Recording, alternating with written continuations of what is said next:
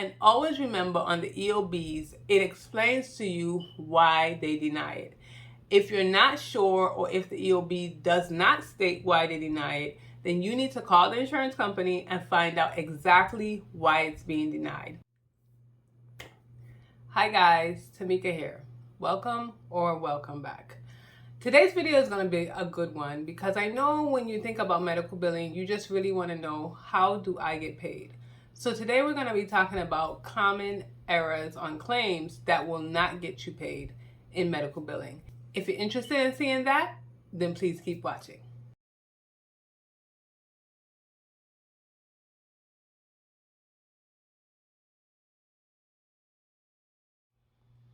Number 6 is an invalid CPT code. The CPT codes are telling the insurance company what procedures you've done, what if you did an office visit, if you did, any surgery, stuff like that. If you have an invalid code, again, you may have this code that you've been using and you've been using it for a while, but then this year they deleted the code and now you're trying to use this code. That code might get you a denied claim. So you need to make sure that you're using a code that is valid. Then you have the date of service. If you have a date of service, because everybody can make a mistake. So for dates of service, you might put today is June 30th, 2022. So if I put by accident, I put July 2nd, 2023. I can't put 2023 because we haven't reached 2023 yet. So if I do that, that can deny my claim. Or if I put something like June 30th, 2022 to June 28th, 2022, that doesn't make sense. You can't go from the 30th to the 28th. So that might deny a claim as well. Number 8 is not including your COB. What your COB is your coordination of benefits. So if you have a claim that you're trying to send to your secondary insurance, if I have Medicare and then I'm trying to send the balance to, let's say, AARP, if I don't send my Medicare's EOB with my AARP claim, then I won't get paid for my AARP claim. Because since they're secondary or tertiary, which I hope I said that right, they need to see what the other insurances has paid so that they can then pay the balance. So if you don't include the COB, which is the coordination of benefits, with the claim for your secondary, then they're not going to pay. They're going to deny it, and they're going to tell you that there's coordination of benefits and you need to send that form so that they can know what the primary has paid. Number 9 is bundling. Bundling is something that I can probably do a video by itself, because bundling is something that a lot of people tend to do. If you do 3 procedures in one day, you might want to bill all 3 procedures. And if some procedures might be included in another procedure. So you just have to know, you have to look in your code books and you have to know what codes go together. Sometimes they include some codes in others. It's a little bit more deeper. I probably can't go into all of that right now.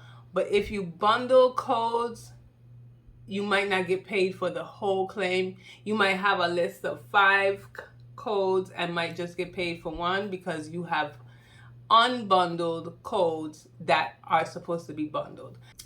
Like I said, I probably will be doing a video about bundling and unbundling, but if you unbundle codes, you won't get paid for all the codes that you have billed.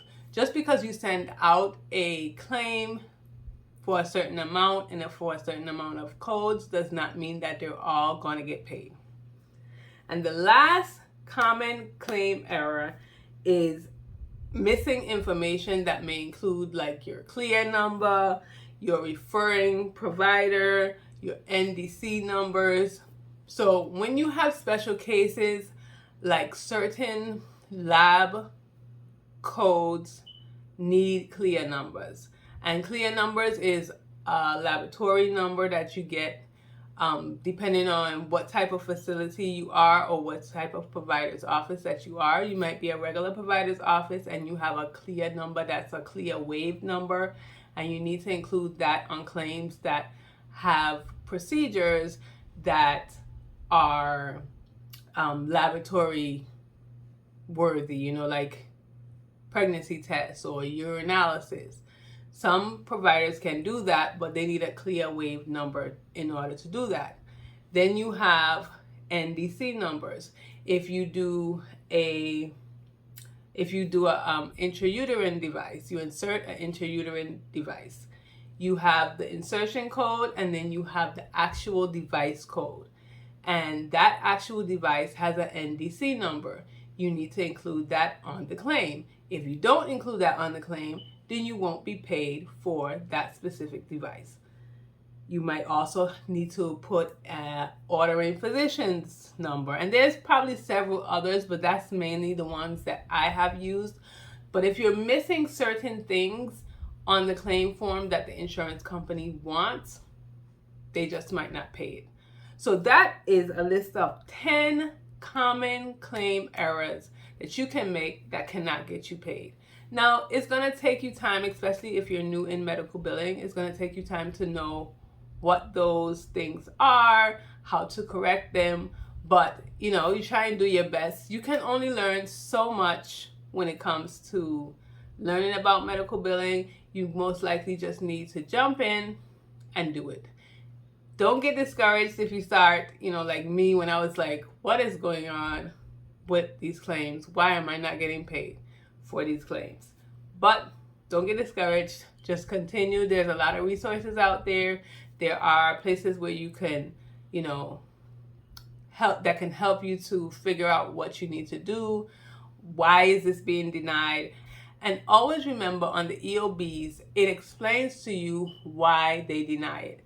If you're not sure, or if the EOB does not state why they deny it, then you need to call the insurance company and find out exactly why it's being denied. Don't assume, don't see that it's denied and it's not paid and just leave it, because then you'll be leaving money on the table that the doctor is supposed to get.